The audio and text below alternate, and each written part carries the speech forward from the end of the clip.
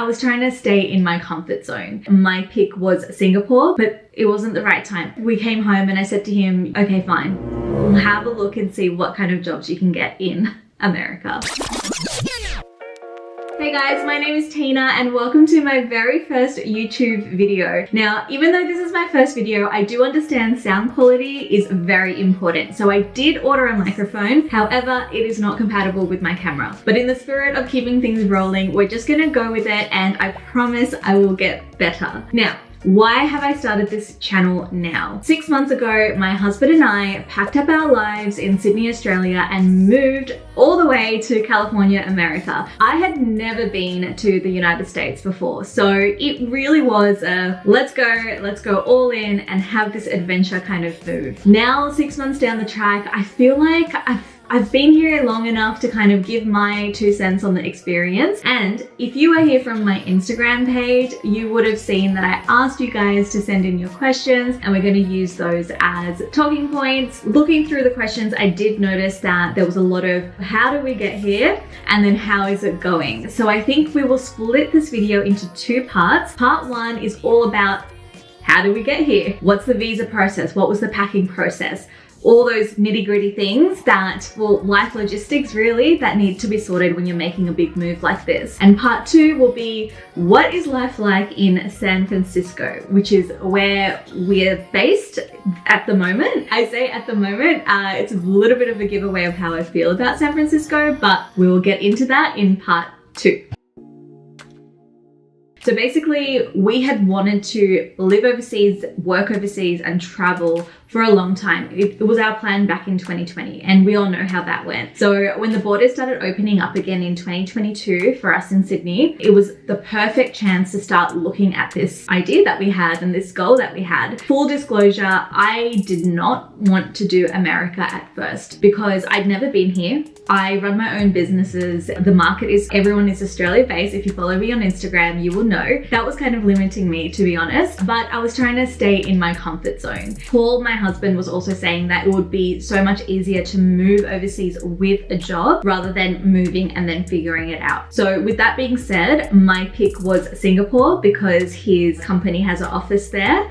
And to his credit, we decided to give it a go, as in we went to Singapore, we did a recon mission, but the timing just wasn't right for Singapore. There was a lot of things happening with the economy at the time, with unemployment, like layoffs in the tech industry. It wasn't the right time. Rent was going up as well, like doubling. It was crazy to see. And so after that Singapore trip, we came home and I said to him, okay, fine, we'll have a look and see what kind of jobs you can get in America. I knew as soon as I said that, I was like, you know what, he's gonna get something. It's just gonna happen. And within a month, a position had opened up within his company, but it was a US based role. He could pick anywhere to work from in the US, but because the global head office is in San Francisco and he has connections and friends already in San Francisco, it just felt like a no-brainer to start off our adventure in San Francisco. I did see like a question about visa. That was all done through his work. It's called the E3 visa. When you're offered a contract,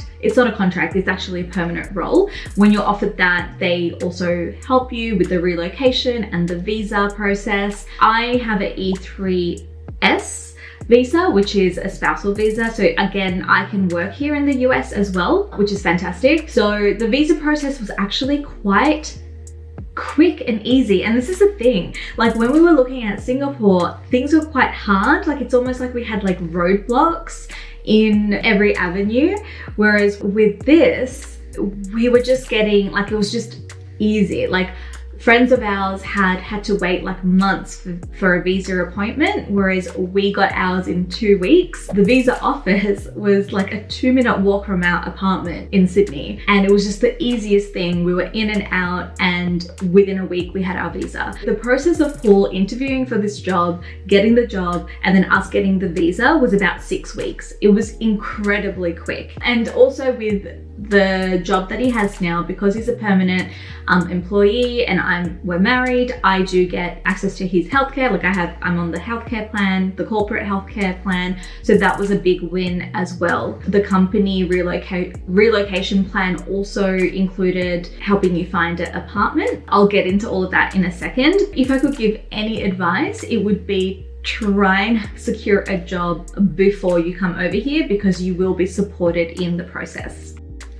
It was never meant to be a permanent move. It was always about exploring America and South America and all, this side of the world. As long as we are doing that and we're having fun and we're managing meaning homesickness and all of that, we'll have our fun and we'll leave, but it's not meant to be a permanent move.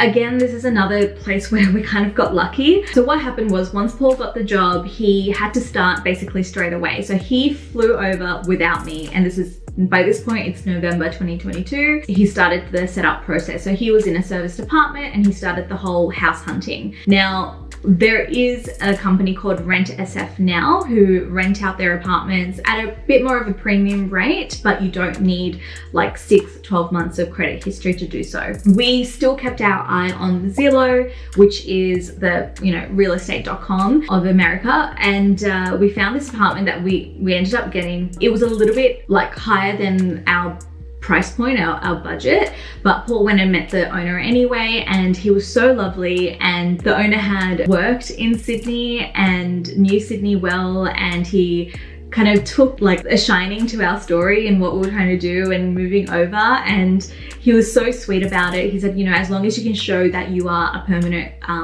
employee and you're here for work and you're good for the money coming in, as long as you can show all those statements and show your salary, I'm happy to rent it out to you. Again, we got super lucky in that way that Paul had a job lined up already. We didn't have to show our credit history in that way. I went to like a GP once while I've been here, and it was like a quick 10-minute appointment, and it was $200.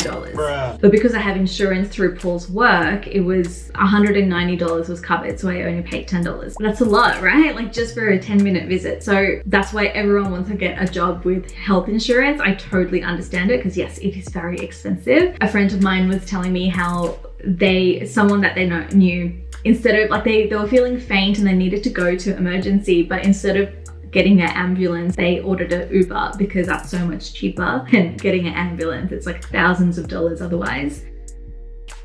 Paul had to set up a US bank account for his salary to get paid into, so he's got that going on.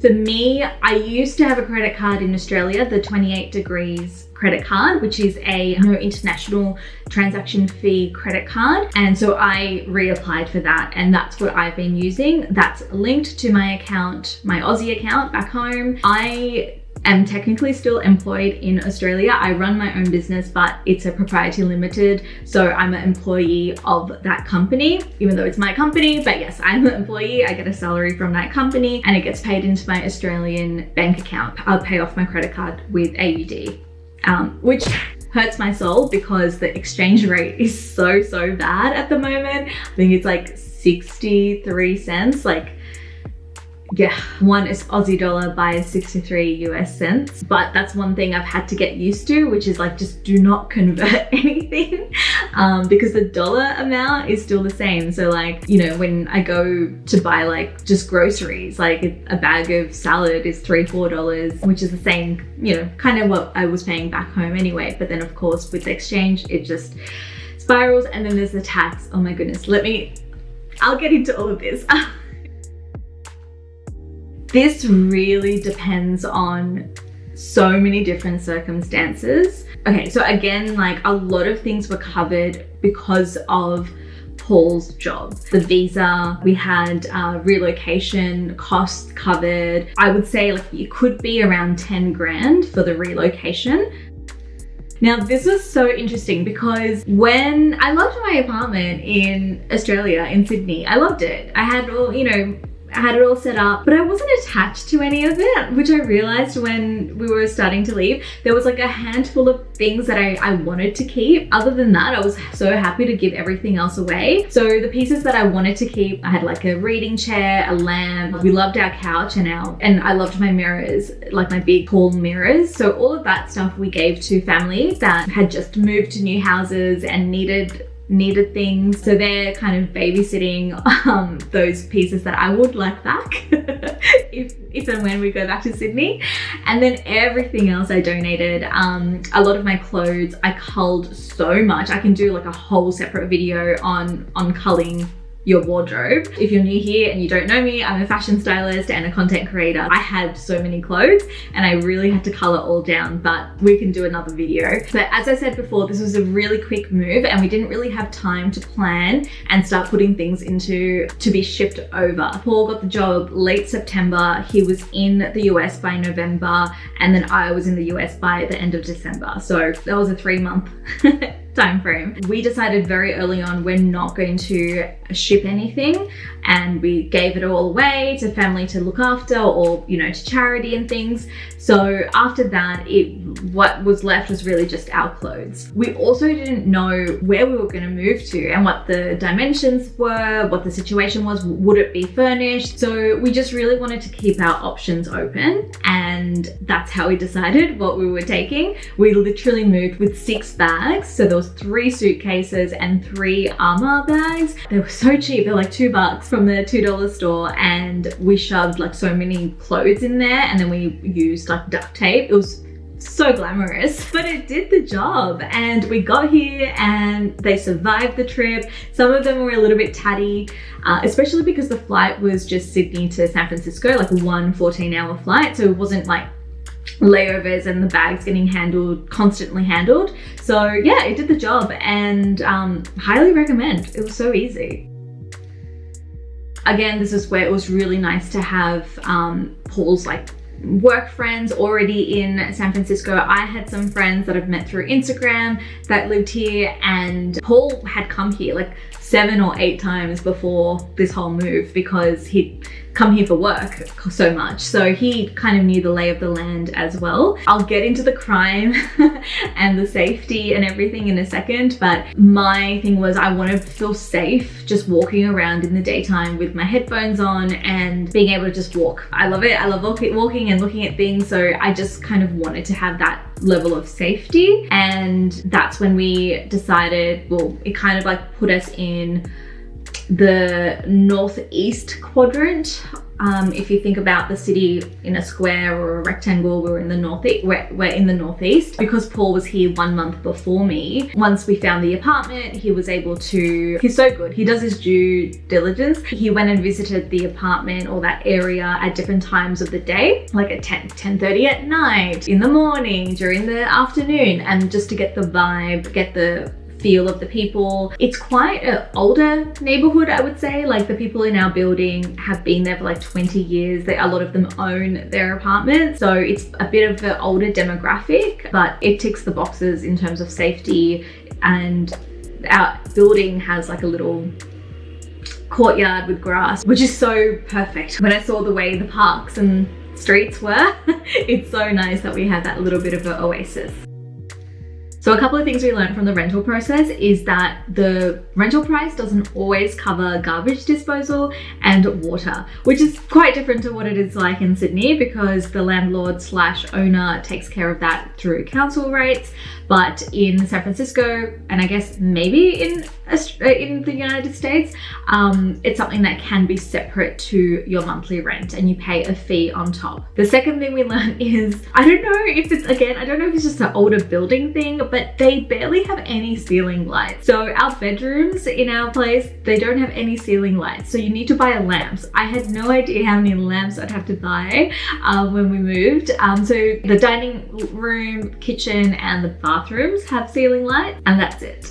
Oh, like the laundry, like it's super common to have a shared laundry in the basement or no laundry at all, and you have to, you know, find external facilities. Luckily we had in-unit laundry. Oh, another cool thing we learned is that a lot of the places come with their own fridge, microwave, washer dryer and dishwasher. So we didn't have to buy any of that stuff, which was super handy. Okay, something that I learned from the packing process is that there are some things that are worthwhile bringing along. And for me, if you follow me on Instagram, you know I love my Moccona coffee. I thought I could just buy Moccona at the shopping center or the supermarket. You cannot. In fact, it's really hard to find instant coffee here. It's always the pods or the coffee grounds for the French press. So that was interesting. I wish I'd brought Moccona. And I also wish I hadn't just chucked out so many toiletries. Not that I chucked things out. I was very good at, you know, using things like right down to the last drop, and or if I still had product left, I gave it away before I left because I thought, oh, you know what? It's going to be so much cheaper. It's from America. Like Sephora is going to be so much cheaper. I'll just restock when I'm here. It's not the case. Price-wise, everything's the same. So I'm paying AUD converted to USD and then tax on top. Then it gets really pricey. So yeah, that first Sephora shop where I was picking up, I'd run out of like cleanser and moisturizer and also shampoo and conditioner. But yeah, it came to like $400-500. It was like USD. So that was a mistake. I wish I'd brought stuff back from home. Oh, and like deodorant and razors, just like personal hygiene stuff. It's more expensive. Like I was going to Walgreens to find all this stuff, like a Dove Aerol spray deodorant is like $7 with tax, which I think is expensive compared to Australia, no? All right, I think I've covered the how and the why of our move. So next episode, we're gonna talk about what it's really like living in San Francisco and the US. I've got all the questions here, so I'll see you in part 2. Thank you for watching.